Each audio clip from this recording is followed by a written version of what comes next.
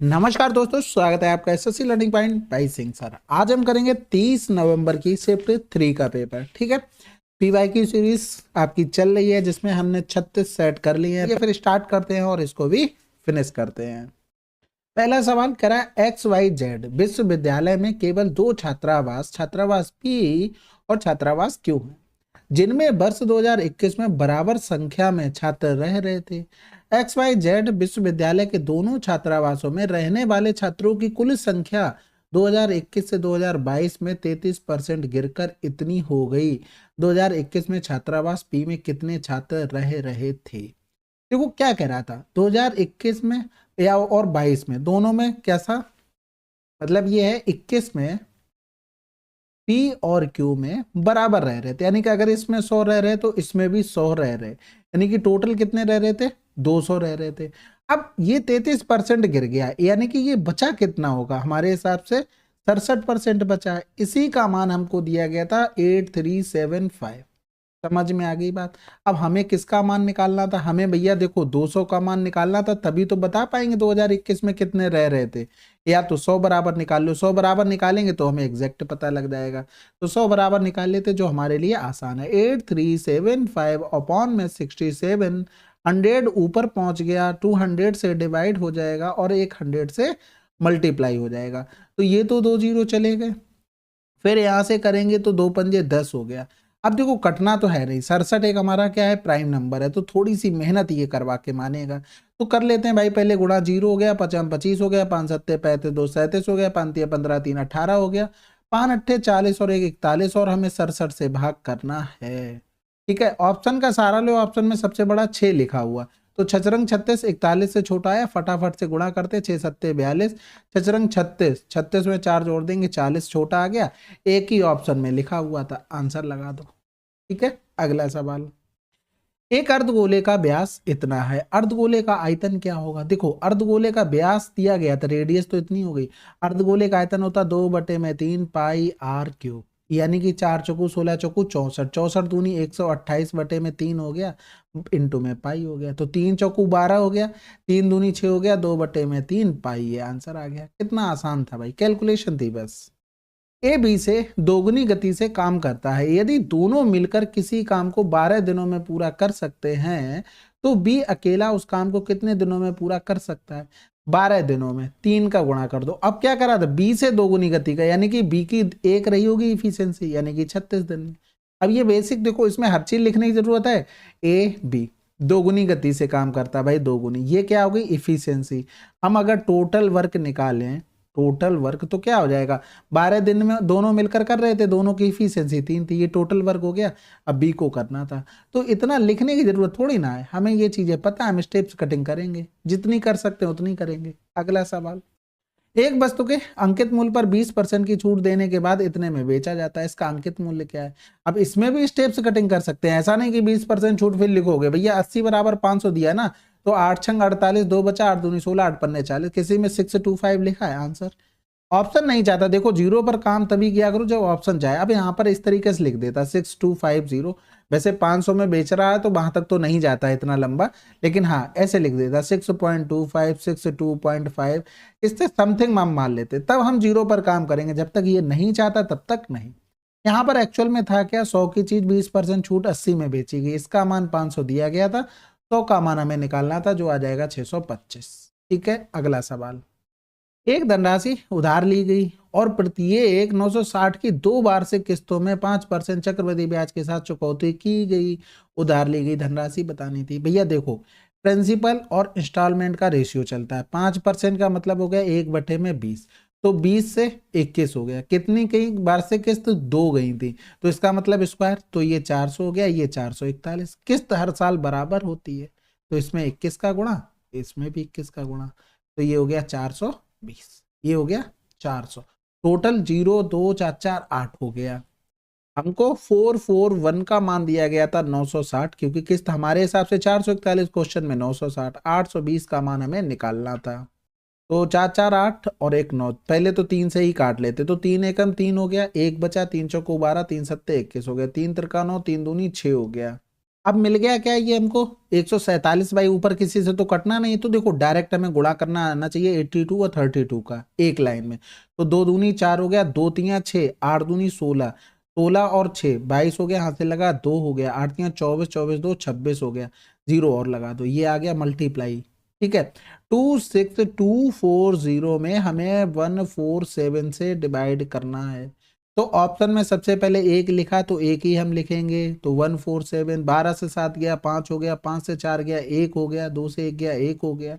फिर क्या करेंगे भैया, उतारा ले लेंगे 4 का। ऑप्शन में दूसरे नंबर पे सबसे बड़ा 8 लिखा है, तो 14 अट्ठे 112 होता है, लेकिन यहाँ पर 147 गुणे में अगर हम 8 करते तो ये 8 सत्ते 56 भी तो दे रहा है, 5 हासिल कर देगा, 115 से ज्यादा आ जाएगा, यानी कि 8 वाले तो हो नहीं सकते।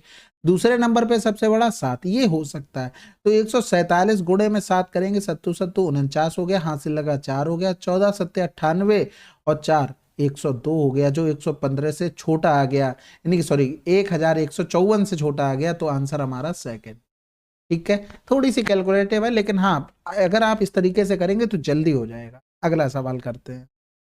कह रहा था एक त्रिभुज की भुजा 17 सेंटीमीटर है और इस भुजा से त्रिभुज की ऊंचाई इतनी है, त्रिभुज का क्षेत्रफल बताओ। हमको बेस दे दिया था, बेस पर हाइट इतनी थी, तो 1/2 17 गुणे में 10 करना था। अब इससे सरल सवाल हो सकता है? नहीं हो सकता। अगला सवाल, एक छात्र 20 किलोमीटर प्रति घंटा की चाल से स्कूल जाता है, 6 मिनट देरी से पहुंचता है। 30 की चाल से जाता है, 6 मिनट पहले पहुंचता है। स्कूल की दूरी देखो, बेसिक फिर से कहूंगा, बैकग्राउंड अगर क्लियर है, मतलब पीछे क्या हो रहा है इस सवाल के, डायरेक्ट लिखना है भाई। दोनों का डिफरेंस 10, 10 बराबर में 12 हो गया। ये मिनट में था, हमने घंटे में बना लिया। हमें डिस्टेंस निकालनी थी, 20 गुणे 30 का मान निकाल। ठीक है, तो ये 0 से 0 चला गया, 30 दूनी 60 हो गया, ये कैंसिल आउट, यानी कि 12 किलोमीटर आंसर है। अब एक चीज बताओ, यहाँ पर डिस्टेंस तो कांस्टेंट थी दोनों कंडीशन में, तो स्पीड में रेशियो 20 और 30 का है। तो एक चीज बताओ कि टाइम में रेशियो क्या हो जाएगा, 30 और 20 का हो जाएगा। हमारे हिसाब से टाइम में कितना डिफरेंस है, 10। क्वेश्चन में एग्जैक्ट टाइम ये था, 6 मिनट देरी से पहुंचता तो यहाँ पर, 6 मिनट पहले पहुंचता तो यहाँ पर, तो टोटल डिफरेंस कितना आ गया, 12। यहाँ पर कभी भी पहले लिखा हो और देर से लिखा हो तो जोड़ना है। अगर सेम लिखो, जैसे देरी देरी लिखा हो तो घटेगा, पहले पहले लिखा हो तो घटेगा, ये चीज ध्यान रखना। ठीक है, तो ये हमारे पास कितना हो गया, 12। ये मिनट में था, घंटे में बना लिया। आपको पता है कि डिस्टेंस बराबर एस इंटू में टी होता है, जो कि क्या है, 20 गुणे में 30। इसी का हमने क्या किया, मान निकाल लिया 20 गुणे 30 का। तो 12 पंजे 60, गुणे में हो गया हमारे पास 20, गुणे में 30 और बटे में हो गया 10। तो ये कैंसिल आउट हो गया, 5 छक्के 30, 6 दूनी 12 किलोमीटर आ। ठीक है, अब इतना लिख लो। अब या फिर छोटा सा जो हमने बताया है उसको कर लो ये। ठीक है, स्टेप्स कटिंग करके। अगला सवाल, एबीसी आय का अनुपात इतना है, यदि ए की आय 3 गुना कर दिया जाए, सी की आय 2 गुनी कर दी जाए और बी की आय को समान रखा जाए, तो नई आय का अनुपात क्या होगा। सिंपल हो गया ये तो, 3 तिरका 9, सी की आय को 2 गुना यानी कि 8 हो गया, 5 हो गया, आंसर आ गया। अगला सवाल, यदि 5 क्रमागत संख्याओं का औसत इतना है तो सबसे बड़ी संख्या क्या है। देखो एवरेज 24 है 5 का, तो 2 इधर रही होंगी, 2 इधर रही होंगी, क्रमागत संख्याएं थी, तो सबसे बड़ी संख्या 24, इधर सबसे छोटी पूछी थी तो 23 हो जाएगी, इधर 22, तो सबसे छोटी 22 आ गई। सबसे बड़ी पूछ लेता तो ये 25, ये 26, यानी कि सबसे बड़ी 26 हो जाती। हमसे क्रमागत बोला था इसलिए क्रमागत लिख दी। अगला सवाल कह रहा था, इन नंबरों के गुणनफल में दशमलव बिंदु के बाद कितने अंक आएंगे, यानी कि 325 इंटू में 1 पॉइंट या तो 10302 अपॉन में कर लो, यहाँ पर 1000 हो गया, यहाँ पर 10,000 हो गया। ठीक है, यानी कि ये तो ऑप्शन कैंसिल आउट हो गया, ज्यादा से ज्यादा 7 बार आते, लेकिन जब तक ये 5 रहेगा तब तक जीने नहीं देगा, क्योंकि ये इवन नंबर के साथ मिलकर 0 बना लेता है। तो यहाँ पर अगर करते हैं तो 25 से कम 25, 25 या 75 हो गया। अब 25 का गुणा इसमें कर लेते हैं, जितने 0 कटने होंगे कट जाएंगे, तो 25 दूनी 50 हो गया। ठीक है, अब 25 दूनी 50 हो गया, 25 तियां 75 हो गया, 25 से कम 25 हो गया, ये गुणा हो गया। अब एक ही 0 आया है, अब नंबर बचे क्या, 25, 75 और 5, और इंटू में 0 था 1 और इंटू में हो गया 13। अब ये बचाओ, इसमें गुणा करोगे इवन तो बचा नहीं है, 5 गुणे में अगर इवन नंबर होगा तो 0 बनाएगा, अगर 5 गुणे में ऑड नंबर आपको मिल गया तो ये 5 बनाएगा, यानी कि 0 का खेल खत्म हो गया। तो एक 0 कैंसिल आउट हो जाएगा, 3 और 3 6 नंबर आएंगे पॉइंट के बाद। अगला सवाल, राम ने इतने परसेंट के लाभ पर एक कुर्सी बेची, यदि उसने इसे इतने अधिक में बेचा होता तो उसे इतने का लाभ होता। कुर्सी का क्रय मूल्य भाई यहाँ पर करेंगे तो 7.5% और ये हो गया 35%, दोनों का डिफरेंस करेंगे तो 27.5। इसी का मान दिया था 143 जो कि आपका फेवरेट नंबर है। हमें क्रय मूल्य 100 बराबर निकालना था, यानी कि 1430 अपॉन में 275 इंटू में 1000 हो गया। ठीक है, 5 दूनी 10 कर देंगे, इधर पचम 25 कर देंगे, बचा 2, फिर पचम 25 हो गया।